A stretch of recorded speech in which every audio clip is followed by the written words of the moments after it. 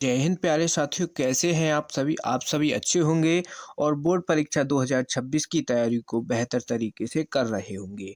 तो इस वीडियो में हम सॉल्व करने वाले हैं। इस वीडियो में हम सॉल्व करेंगे क्लास 12th मैथ 5 नंबर वाले मोस्ट इम्पोर्टेंट क्वेश्चन को। तो हमने एक सीरीज स्टार्ट करी थी 5 नंबर वाले मोस्ट इम्पोर्टेंट की, तो ये उसका वीडियो नंबर 9 होने वाला है। ठीक, अभी तक हमने वीडियो 8 अपलोड कर दिए हैं। जिन्होंने उन वीडियो को अभी तक नहीं देखा है तो प्लेलिस्ट का लिंक डिस्क्रिप्शन में और कमेंट बॉक्स में डाल दिया गया है, वहां से देख सकते हैं सभी वीडियो को और अपने 50 नंबर अपने पक्के कर सकते हैं। तो चलिए स्टार्ट करते हैं। और जो बच्चे चैनल पर नए हैं तो चैनल को जरूर सब्सक्राइब कर लेना और वीडियो को लाइक कर दीजिए। ठीक है, तो देखो क्वेश्चन है कि पी का मान ज्ञात कीजिए ताकि रेखाएं पी का मान ज्ञात कीजिए और रेखाएं हमको ये दी गई है, एक रेखा ये है और एक रेखा ये है और ये क्या है, परस्पर लंब है। 5 नंबर का क्वेश्चन है। 2018, 19, 20, 22, 20, 24। 24 में देखो ये 2 बार पूछा गया, एफ डी और ई जेड सेट में पूछा गया है। तो 2026 के लिए बहुत ही ज़्यादा इम्पोर्टेंट है। सबसे पहले क्या करेंगे, दो जो यहाँ पर जो रेखाएं दी गई हैं क्वेश्चन में उनको लिखेंगे। तो दिया है। ठीक, तो हमको देखो रेखा दी गई है 1 माइनस का एक्स बटे 3 बराबर 7 वाई माइनस का 14 बटे 2 पी बराबर जेड माइनस 3/2। अब ये कार्तीय रूप में रेखा दी गई है। ठीक है, पहले हम एक रेखा को सॉल्व कर लेंगे, फिर नेक्स्ट दूसरी रेखा को सॉल्व करेंगे। तो देखो ये कार्तीय रूप में दी गई है और इनको कार्तीय रूप में बनाने के लिए अभी एक पूर्ण रूप से कार्तीय रूप में नहीं है। तो हम क्या करेंगे, इसको देखो, इस माइनस एक्स को इधर ले आएंगे और 1 को इधर ले जाएंगे, यानी एक्स माइनस एक्स 1 बटे ए होता है ये कार्तीय रूप में। तो हम इसको इसी तरीके से यहाँ पर लिखेंगे नहीं। तो यहाँ पर देखो, जब इसको यहाँ पर ले आएंगे तो यानी ये माइनस का एक्स हो जाएगा और ये इधर आकर के यहाँ पर आ जाएगा, यहाँ पर इधर हो जाएगा, ये यहाँ पर रहेगा ये 1। ठीक, और ये आपका माइनस बाहर आ जाएगा और बटे में 3 बराबर।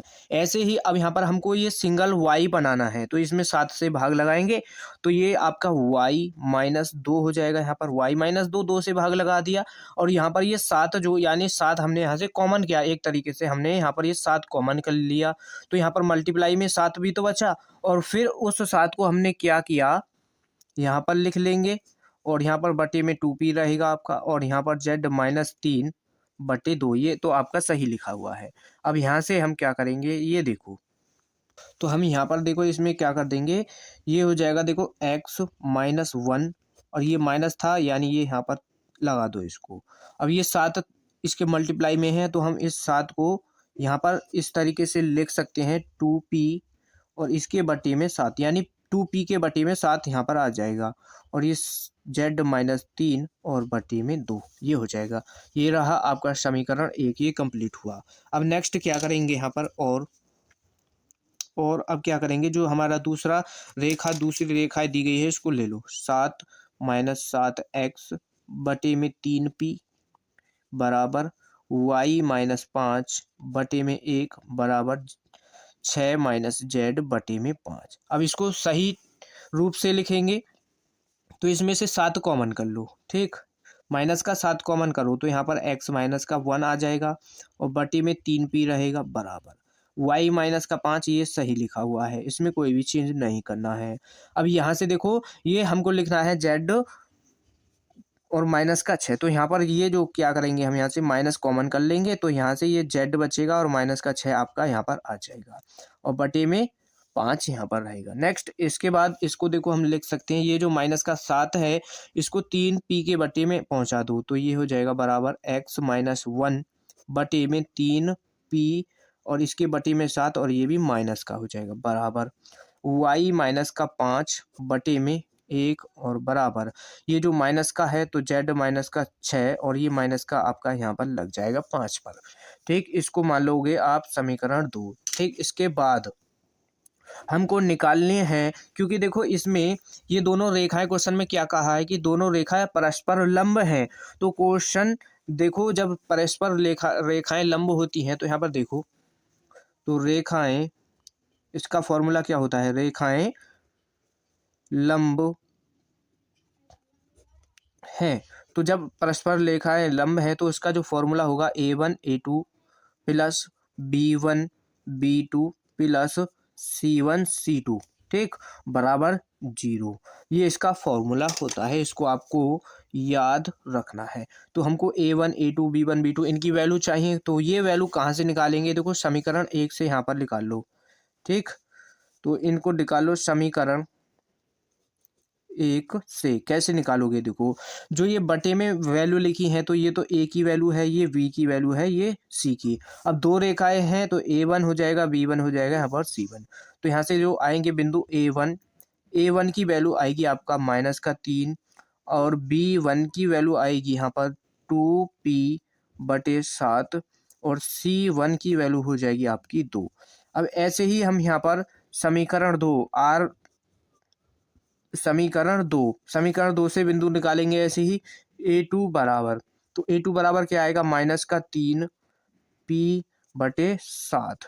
B आप निकालोगे यानी V2, तो B2 आपका 1 है और C2 बराबर क्या है? -5। C2 -5 हो गया। इन सभी की वैल्यू को यहाँ पर रख दोगे तो -3 A1 की वैल्यू है और मल्टीप्लाई में -3p/7 ये A2 की, प्लस B1 की वैल्यू है 2p/7 और B2 की वैल्यू है 1, प्लस C1 की वैल्यू है आपकी 2, तो 2 गुणा C2 की वैल्यू है -5 और बराबर 0 रहेगा। अब यहाँ से हमको P की वैल्यू निकाल लेनी है। मल्टीप्लाई करोगे तो ये आ जाएगा 9p/7 प्लस यहाँ पर ये हो जाएगा 2p/7 और ये इसकी मल्टीप्लाई करोगे -10 बराबर 0, ठीक, -10 बराबर 0। तो अब यहाँ पर देखो इसको क्या करना है, इन दोनों का तो एलसीएम ले लो 7, दोनों का एलसीएम हो जाएगा तो ये दोनों जुड़ जाएंगे 9p और 2p कितना जुड़े हो जाएगा, जुड़ करके 11p और इस बराबर 0 को यहाँ पर ले आए तो ये यहाँ पर आपका 10 हो जाएगा बराबर में। अब इसके बाद इसके बाद हमको चाहिए p की वैल्यू। तो देखो p की वैल्यू के लिए क्या करना पड़ेगा, इसकी क्रॉस मल्टीप्लाई कर देंगे। क्रॉस मल्टीप्लाई तो 11 p बराबर 7 की इसमें मल्टीप्लाई तो 70। तो यहाँ से p बराबर जो मान निकलेगा, p का मान आ जाएगा 70/11। p का मान आपका 70/11 आ जाएगा और यही इस क्वेश्चन का आंसर हो जाएगा। इस तरीके से इसको सॉल्व करना था हमको। वेरी वेरी इंपॉर्टेंट है ये बोर्ड एग्जाम 2026 के लिए, तो इस क्वेश्चन को आपको छोड़ना नहीं है। सभी स्टेप इसके आपको क्लियर हो चुके होंगे। और जिन बच्चों ने वीडियो को अभी भी लाइक नहीं किया है तो भाई वीडियो को ज़रूर लाइक कर दो और वीडियो को अपने दोस्तों के पास भी शेयर करना। नेक्स्ट क्वेश्चन देखो। नेक्स्ट क्वेश्चन है कि दी गई हैं दो रेखाएं और इनके बीच की न्यूनतम दूरी हमको ज्ञात करनी है।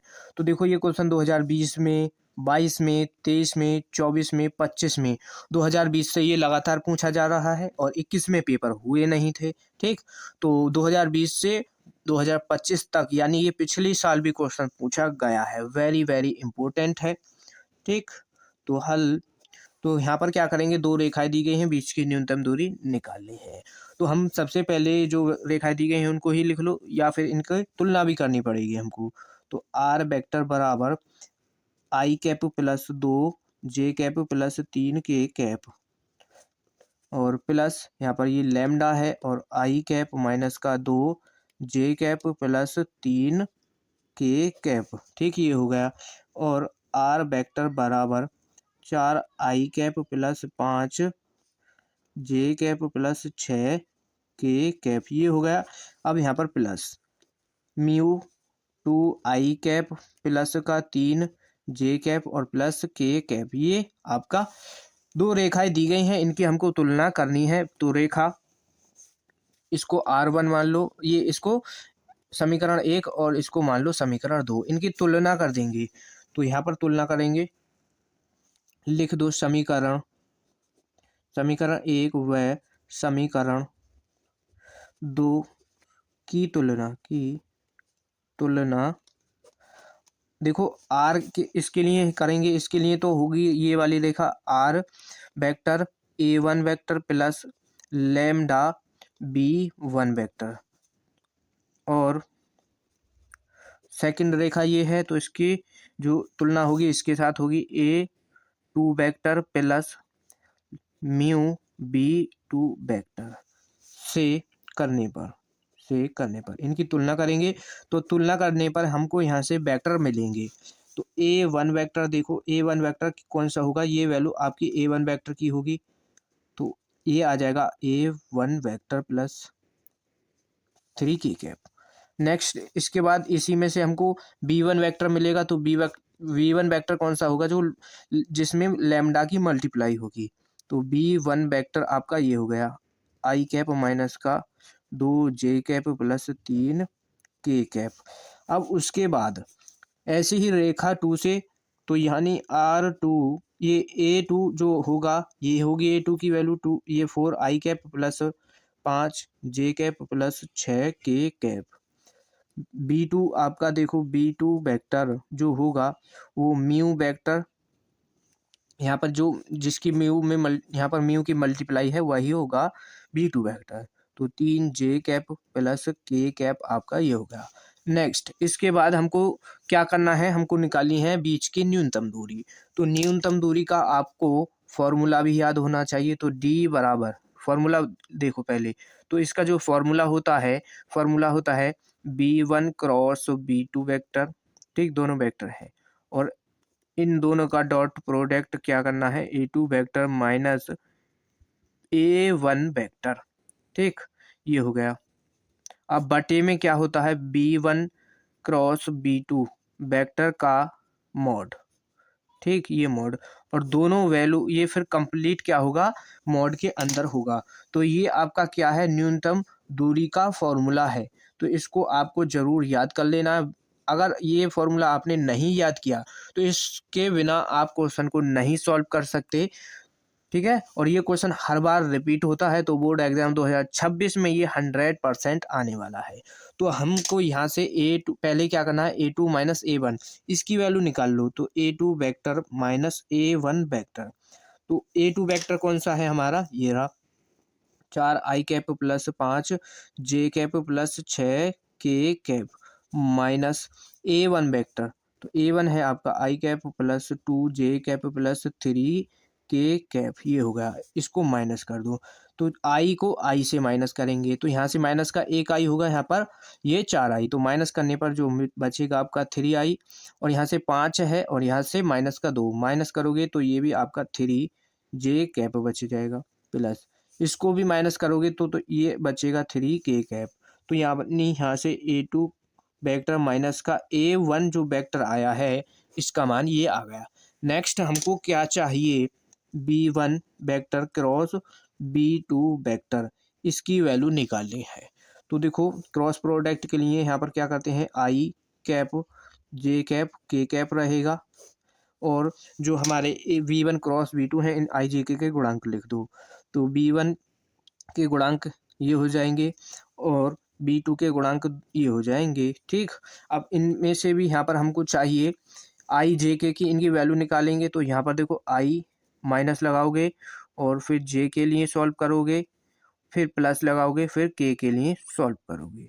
तो I के लिए जब I कैप की वैल्यू निकालेंगे तो I वाले को छोड़ देना है और इन दोनों की क्रॉस मल्टीप्लाई कर देंगे, ठीक है, इन दोनों की क्रॉस मल्टीप्लाई। तो इसकी इसके साथ हो जाएगी तो माइनस का 2, इसकी इसके साथ हो जाएगी माइनस का 9 आ जाएगा। अब यहाँ पर क्या करना है, फिर यहाँ पर देखो J कैप के लिए सॉल्व करेंगे, यानी J कैप को छोड़ देना है, बाकी इनकी क्रॉस मल्टीप्लाई, एक की एक में हो जाएगी 1 आ जाएगा, 2 की 3 में हो जाएगी 6 हो जाएगा। फिर जब K कैप को सॉल्व करोगे, K कैप को छोड़ देना है, बाकी कोई मल्टीप्लाई, 1 की 3 में हो जाएगा 3 और 2 की 2 में माइनस का 4 होगा, लेकिन यहाँ पर बीच में माइनस होता है तो माइनस माइनस प्लस, तो यहाँ से जो वेक्टर निकलेगा ये हो जाएगा माइनस का 11 I कैप, और यहाँ से देखो माइनस करोगे तो माइनस का 5 और ये वाला माइनस तो प्लस का 5 J कैप, तो ये यहाँ पर जुड़ जाएगा तो 7K कैप, यानी B1 क्रॉस B2 की वैल्यू आपकी ये आ गई। अब यहाँ पर क्वेश्चन के यहाँ पर फॉर्मूला देखो, यहाँ पर इसका क्रॉस यानी इसका मॉड भी चाहिए, मॉड की वैल्यू तो B1 vector cross B2 vector, और इसके मॉड की वैल्यू निकालो। तो मॉड की वैल्यू देखो क्या होगी, जो अभी यहाँ पर ये वेक्टर आया है क्रॉस, तो इसमें जो गुणांक हैं I J K के इनका स्क्वायर करना है, -11 है तो -11 का स्क्वायर करोगे तो 121 प्लस 5 का स्क्वायर करोगे 25 प्लस 7 का स्क्वायर करोगे 49। ठीक, तो इन सभी को अब जोड़ दो। ठीक, जोड़ दोगे तो यहाँ से देखो 9 और 1 10 और 5 15, 5 आ जाएगा। 4 और 2 6 और 2 8, 4 और 2 6 और 2 8 और 1 9 और 1 ये रहा आपका 195, यानी रूट 195 ये आपकी वैल्यू आ गई यहाँ पर। ठीक, तो अब यहाँ पर अब हमको देखो क्या निकालना है, क्रॉस में B1 क्रॉस B2 और A2 माइनस A1 इन दोनों का डॉट प्रोडक्ट, यानी अब तो यहाँ पर डायरेक्ट फॉर्मूले में ही इनकी सभी की वैल्यू रख लो। तो D बराबर आपका आ जाएगा B1 क्रॉस B2 की वैल्यू रख लो, तो B1 क्रॉस B2 जो आया है आपका ये है माइनस का 11 I कैप और प्लस का 5 J cap plus 7 K cap, ये हो गया dot A2 vector minus A1 vector आया है 3 I cap plus 3 J cap plus 3 K cap, ये हो गया। और बटे में इसकी वैल्यू क्या है, रूट 195 रूट के अंदर। अब इसको इससे आगे खुद सॉल्व कर लोगे, दोनों का डॉट प्रोडक्ट करोगे तो आगे आपको ये सॉल्व करना है। तो यहाँ से ये रहा आपका आज का इसका होमवर्क। तो इस क्वेश्चन को आगे आपको कंप्लीट कर लेना है, और ये क्वेश्चन हमने पिछले वीडियो में कई बार सॉल्व भी करा दिया है। जिन बच्चों ने वो वीडियो देख ली होंगी वो इस क्वेश्चन को आसानी से सॉल्व कर सकते हैं। ठीक है, तो वेरी इंपॉर्टेंट है, इसको सॉल्व कर लेना और इसको छोड़ना बिल्कुल भी नहीं है। नेक्स्ट क्वेश्चन को देखो। नेक्स्ट क्वेश्चन देखो, इस वीडियो का सबसे ज़्यादा मोस्ट इम्पोर्टेंट क्वेश्चन क्या है कि z बराबर 4x प्लस वाई का अधिकतम मान आलेखीय विधि द्वारा निम्नलिखित अवरोधों के अंतर्गत ज्ञात कीजिए। और ये हमको यहाँ पर समीकरण दिए गए हैं, और यहाँ पर देखो ये क्वेश्चन 2015 17 19 20 22 24 में पूछा गया है, और ये 5 नंबर का क्वेश्चन है। तो ये चैप्टर नंबर 12 का क्वेश्चन है आपका, चैप्टर नंबर 12 का, और ये एनसीईआरटी बुक का एग्जाम्पल है।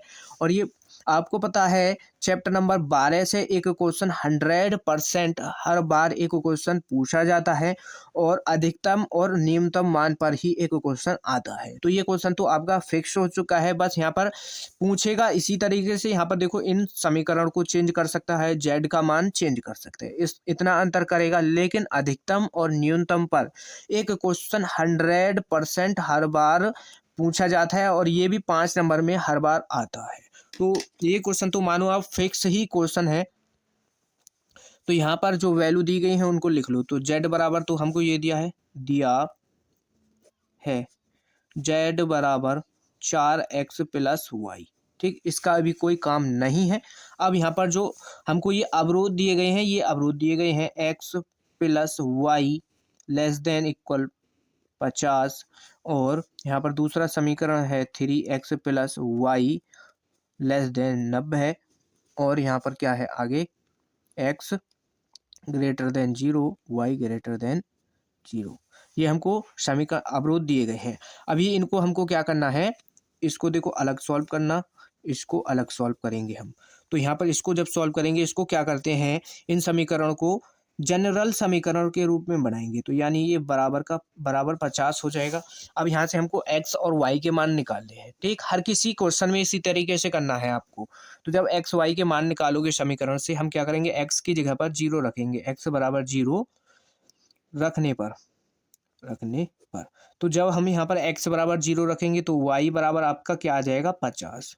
ठीक, y का मान 50 आ गया। फिर क्या करेंगे, एक बार y बराबर 0 रखेंगे, y बराबर 0 रखने पर तो हम यहाँ पर y बराबर 0 रखेंगे तो y 0 हो जाएगा, तो x बराबर आपका आ जाएगा 50। ठीक, तो x और y के मान हमारे दोनों मिल चुके हैं। इसी तरीके से हम नेक्स्ट जो समीकरण है हमारा, ये इसको भी ऐसे ही करेंगे।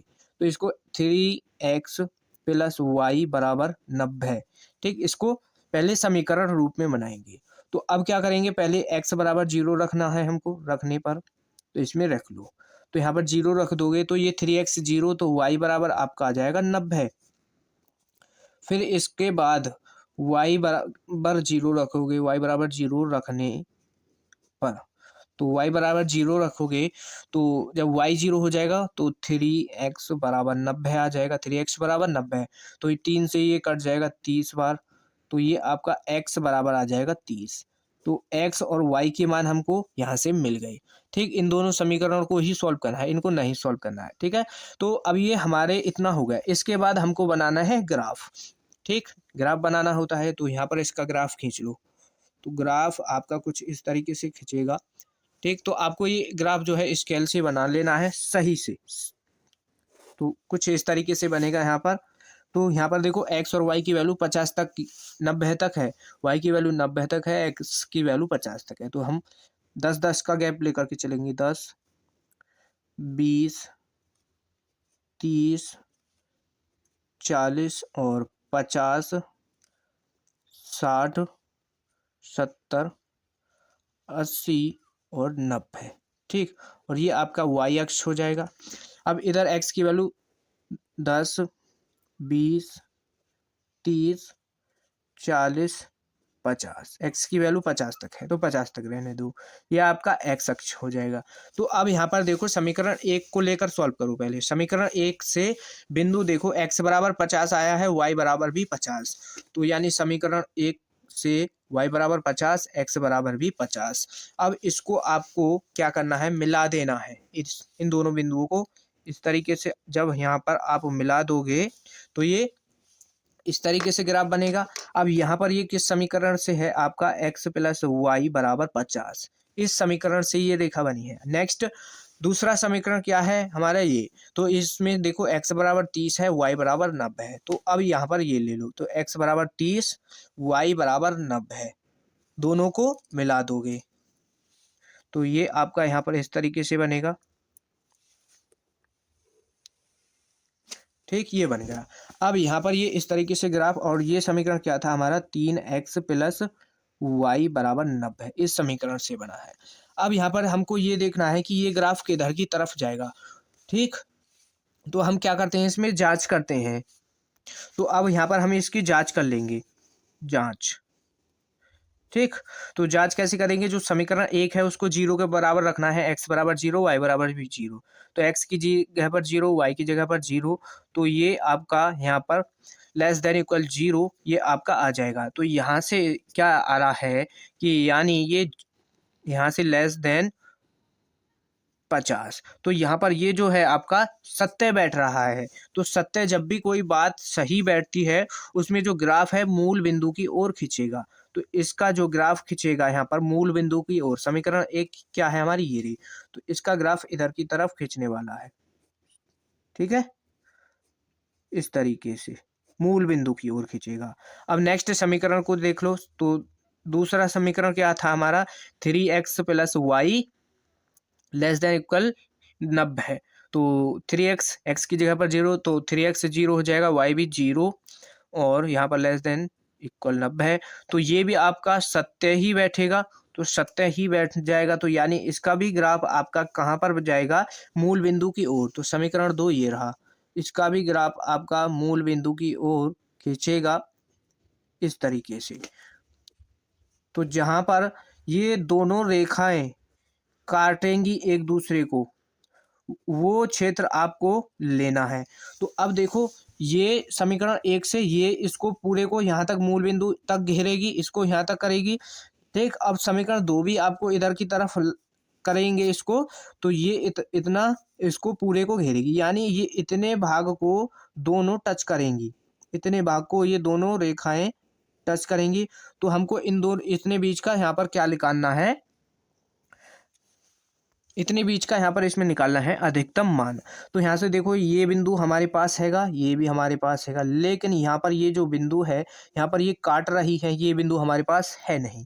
तो यहाँ पर देखो ये बिंदु हमको चाहिए, तो हम क्या करेंगे, इसको देखो ए नाम दे दो, इसको बी नाम दे दो, इसको दे दो सी नाम।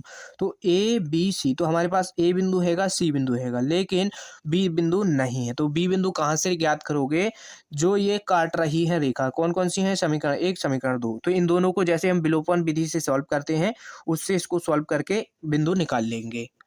तो इसको आगे अब सॉल्व करेंगे, यहाँ से समीकरण 1 और 2 दोनों को लेकर के यहाँ पर सॉल्व कर देंगे। तो समीकरण 1 क्या है, x प्लस वाई बराबर 50, दूसरा समीकरण है 3x प्लस वाई बराबर 90 ये है। तो इन दोनों में से कोई एक बराबर कर लेंगे, तो यानी माइनस माइनस इसको माइनस कर दो तो ये तो कट जाएगा, तो यहाँ से माइनस करोगे तो माइनस का 2x बचेगा, इसको माइनस करोगे तो माइनस का क्या बचेगा 40। ठीक, माइनस का 40 माइनस से माइनस 2 से इसको काट दो, ये 20 बार कटेगा, तो यानी x का मान आपका 20 आ जाएगा। अब x के मान को समीकरण 1 में रख लो, तो समीकरण 1 में x का मान रखने पर तो हमारा फिर y का मान निकल जाएगा। तो x की जगह पर 20 रख दोगे प्लस y बराबर 50 है, तो y का मान क्या निकलेगा 50 माइनस का 20 हो जाएगा, तो y बराबर आपका आ जाएगा 30। ठीक, ये आ गया y बराबर 30। तो x और y के मान यहाँ से भी हमको क्या मिल गए, यहाँ पर भी इसमें मिल गए हमको 20 और 30। तो यहाँ पर बिंदु जो हो जाएंगे x का मान 20 है और y का मान 30। ये बिंदु आपको पता है, x का मान क्या है यहाँ पर 30, x का मान 30, y बराबर 0। और ये बिंदु जो होगा यहाँ पर, ये बिंदु है आपका x बराबर 0, y बराबर 50। अब हमको इसके बाद नेक्स्ट इतना करने के बाद हमको क्या निकालने हैं, कोणीय बिंदु। तो कोणीय बिंदु निकालेंगे तो इसका टेबल बनाते हैं। तो टेबल देखो, यहाँ पर कोणीय बिंदु होंगे, कोणीय बिंदु। ठीक, ये तो हो गए कोणीय बिंदु। और इसके इधर यहाँ पर रहेगा आपका z वाला मान, जो हमको उद्देश्य फलन दिया गया हो है क्वेश्चन के अंदर, उसको उद्देश्य फलन बोलते हैं, जो z का मान होता है। ठीक है, अब इसके बाद इधर तो कोणीय बिंदु हो जाएंगे। तो कोणीय बिंदु कौन से हैं हमारे पास, a कौन सा है 30,0, b बिंदु है आपका 20,30, c बिंदु है आपका 0,50, ये आपका हो जाएगा। तो अब यहाँ पर इसके वैल्यू निकाल लो, बस इतना ही इसको हमको सॉल्व करना है। तो यहाँ पर क्या करेंगे, ये x का मान 30 है, y बराबर 0 यहाँ पर रखो, x की जगह पर 30 रख दो, तो इसकी मल्टीप्लाई 312 यानी 120, तो ये हो गया। ठीक, और y बराबर 0 यानी इसका मान क्या आ गया 120। अब यहाँ पर इसको सॉल्व कर लो। तो यहाँ पर x बराबर 20 रखना है, y बराबर 30, तो 20 की मल्टीप्लाई 4 में तो 80 हो जाएगा, और यहाँ पर y तो 80 और 30 जुड़ेगा, तो आपका कितना हो जाएगा 110। नेक्स्ट इसको ले लो, तो x बराबर 0, तो 4x 0, y बराबर 50, तो यानी यहाँ पर 50 आ गया। हमको देखो अधिकतम मान निकालना है, क्या निकालना है, अधिकतम मान। तो इसमें सबसे ज्यादा जो मान है वो कौन सा है, ये देखो। तो अधिकतम मान क्या हो जाएगा आपका 20, ये 120 अधिकतम मान हो जाएगा, अधिकतम मान। तो ये हो गया आपका अधिकतम मान। ठीक, यही यहाँ पर इसका आंसर हो जाएगा। इतना सॉल्व करना होता है इस क्वेश्चन में, और 5 नंबर समझो आपके फिक्स हो चुके हैं। जिन बच्चों को ये क्वेश्चन अच्छी तरीके से समझ आ गया है उनके 5 नंबर पक्के, और जिनको थोड़ा बहुत कोई भी डाउट है तो एक बार वीडियो को पीछे करके ध्यान से देख लेना, तो ये क्वेश्चन आपको अच्छी तरीके से समझ आ जाएगा। ठीक, तो जितने भी क्वेश्चन कराए हैं ये सब समझ आ गए होंगे। तो वीडियो अच्छा लगा हो तो वीडियो को लाइक कर देना, अगर चैनल पर नए हैं तो चैनल को जरूर सब्सक्राइब कर लेना। मिलते हैं नेक्स्ट वीडियो में, धन्यवाद।